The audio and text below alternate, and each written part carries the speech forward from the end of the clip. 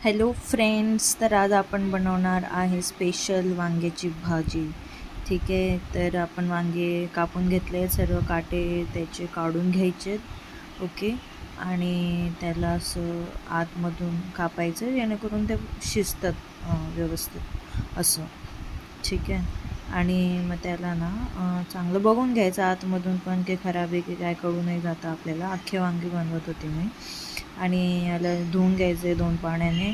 आणि असं याचं देठ जे आहे ना तेही कापून घ्यायचं आहे थोडं. ठीक आहे. कैचीने कापा, चाकूने कापा, ते कापल्या जात नाही लवकर.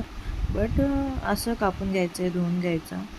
आणि मग पॅन घ्यायचा, त्यात तेल टाकायचं, आपली रेग्युलर प्रोसिजर. त्यात जिरे, मोहरी.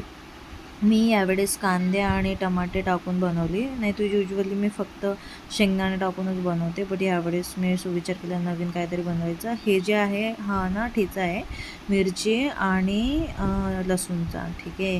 हे मी बनवून ठेवलं आहे की कोणती पण हिरवी मिरचीची भाजी बनवायची असली तर त्यात मी तो ठेचा टाकते.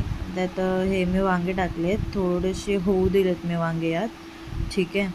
म्हणजे वाफवून घेतले थोडेसे 2-1 मिनटासाठी. आणि मग त्यानंतर ना आपले रेग्युलर मसाले टाकून द्यायचे आहेत चवीनुसार, तुम्हाला जे काही टाकायचे आहेत. मग त्याने स्वादिष्ट बनून जाते यार, इतकं काय लोड नाही घ्यायचं. आणि त्यात मस्त असं नंतर ना गरम पाणी टाकायचं. ठीक आहे. गरम पाणी टाकायचं नाही, असं गरम पाणी टाकल्याने टेस्ट चेंज होत नाही, टेस्ट छान लागते भाजीची, असं माझी आई सांगते.